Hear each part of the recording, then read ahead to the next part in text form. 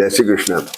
Mean राशि के लिए देखिए 24 से 30 अगस्त का टाइम कैसा है, और ये बड़ा इंपॉर्टेंट है इस बार का डिस्कशन। कारण है कि पिछले जो 2 वीक से बहुत स्ट्रेसेस रहे, दर्द की शिकायतें रही, हेल्थ भी ठीक नहीं थी, काम में, व्यापार में, मानसिक तनाव, शारीरिक तनाव, आर्थिक रूप से भी चीजें जकड़ जाती हैं। तो जकड़न का सा कॉम्बिनेशन था जो अब निकल रहा है, और अब आपको देखेंगे कि इस वीक में 24 से लेकर 30 के बीच में चीजें और बेटर होती चली जाएंगी, क्योंकि ये कुछ इंपॉर्टेंट प्लैनेट्स होते हैं जैसे मंगल, केतु, बुध, शनि, ये सब कॉम्बिनेशन थोड़े दूर हो रहे हैं। तो दूर होने की वजह से रिलैक्स हो रही है चीजें, रिलीज हो रही है, प्रेशर रिलीज हो रहा है।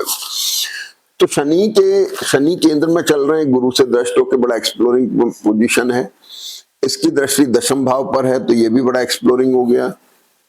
सप्तम भाव पर है, ये भी एक बहुत अच्छा साइन है, क्योंकि मैरिटल और बिजनेस रिलेशनशिप के लिए बहुत अच्छा है। लेकिन सप्तमेश द्वादश छपने से स्थान छठे में आ गया। सूर्य भी 17 तारीख को बदले केतु के साथ, ये स्ट्रेसफुल पोजीशन है, लेकिन छठे भाव में केतु सूर्य का कॉम्बिनेशन बड़ा अच्छा है। डेट्स, डिसीज और लाइबिलिटीज खत्म कर रहा है, लाइबिलिटीज खत्म कर रहा है, डेट्स और डिसीज किसी भी तरह की, फिजिकल, मेंटल, फाइनेंशियल। तो जब आपकी एनिमीज खत्म हो रहे हैं, ऑब्स्टिकल खत्म हो रहे हैं, तो जन्मपत्री उठ रही है, यानी आपके अंदर उठाव आ रहा है। तो सूर्य का 17 तारीख के बाद से सिंह राशि में ट्रांजिट पूरा 1 महीना आपके लिए बहुत अच्छा है। सुनिए अब आगे। दूसरी बात क्या है कि धनेश मंगल है आपके, मंगल आपके तीसरे स्थान में, मतलब मिथुन राशि के अंदर बैठे हुए हैं। और अब सबसे अगली बात क्या होगा इंपॉर्टेंट, कि ये जो कॉम्बिनेशन है, ये कॉम्बिनेशन देखिए, शुक्र जो है ये हस्त नक्षत्र में है, ये रेवती नक्षत्र में है।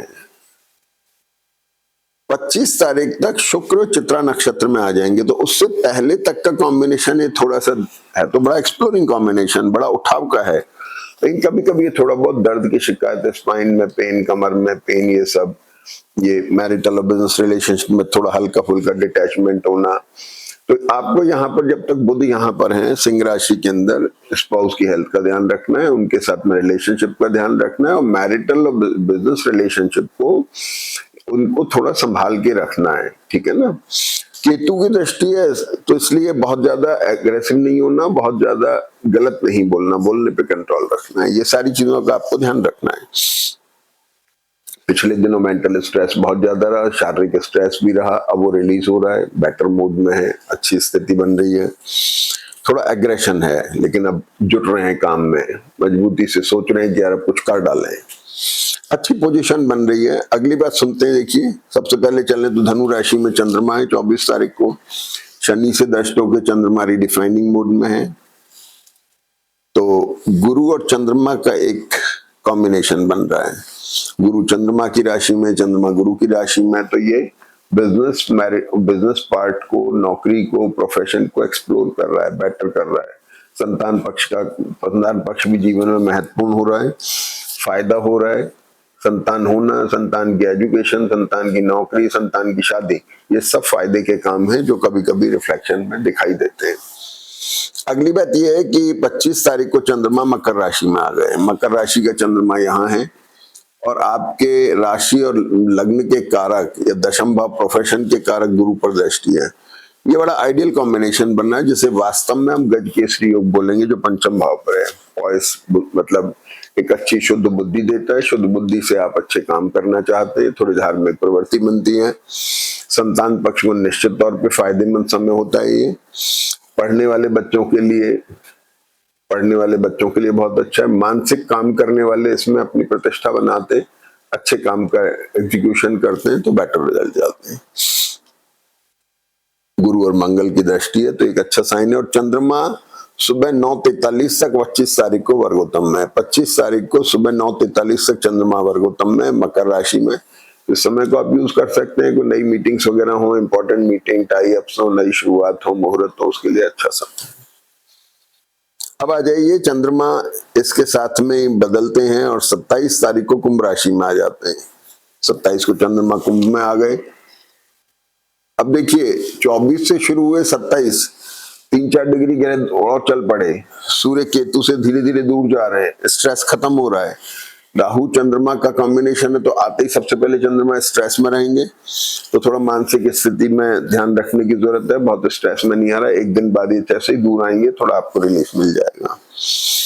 और इसके अलावा सबसे बड़ी चीज ये है कि राहु केतु सूर्य से दृष्ट है, थोड़ा सा हल्का इरिटेशन की स्थिति बन सकती है, लेकिन फिर भी बेटर है। और 28 तारीख को चंद्रमा कुंभ राशि वर्गोत्तम में 14:48 से 21 बजे तक, रात को 9 बजे तक, दिन में करीब करीब 3 बजे से। तो ये जो कॉम्बिनेशन है ये फिर अच्छा है, नई शुरुआत करने के लिए, नई बिजनेस मीटिंग्स के लिए, कुछ नए टाई अप्स करने हो बिजनेस के, या फिर कुछ भी अच्छे काम करना इंपॉर्टेंट समझते हो, उसके लिए बहुत अच्छा वक्त है। अब देखिए 28 तारीख तक हम आ गए, इधर मैंने 25 तारीख को शुक्र बदल गए, चित्रा नक्षत्र में आ गए, 12:30 बजे यहाँ पर चित्रा नक्षत्र में आ गए। और चित्रा नक्षत्र जो है मंगल का नक्षत्र है, इस शुक्र पर शनि और मंगल दोनों दृष्ट हैं, बड़ा स्ट्रॉन्ग कॉम्बिनेशन बना है, अष्टमेश हैं, एसेट को लेकर के डेवलपमेंट्स आ रहे हैं, विदेश में रहने वाले लोग, विदेश में काम करने वाले लोग, उनके लिए बहुत अच्छा वक्त है। और आपका चार्ट जो है ये 25 तारीख के बाद से ही थोड़ा धीरे धीरे स्ट्रॉन्ग मूड में जाना शुरू कर देगा। तो जब 25 तारीख की हो गई, अब आ जाइए आप 29 तारीख को, ये जो शुक्र थे ये अब वर्गोत्तम में आ गए, ये थर्ड लॉर्ड भी हुए और 8th लॉर्ड भी हुए, एसेट को लेकर के मेन डेवलपमेंट आ रहे हैं, मैरिटल और बिजनेस अच्छे रिलेशनशिप स्टैब्लिश हो रहे हैं, लेकिन अभी भी थोड़ा ध्यान रखने की जरूरत है। थोड़ा सा सिक मोड में है, अभी भी डिसाइसिव नहीं है, लेकिन शुक्र अच्छे मोड में है, स्टेबल है, चीजों को स्टेबिलिटी देने की तरफ जा रहे हैं।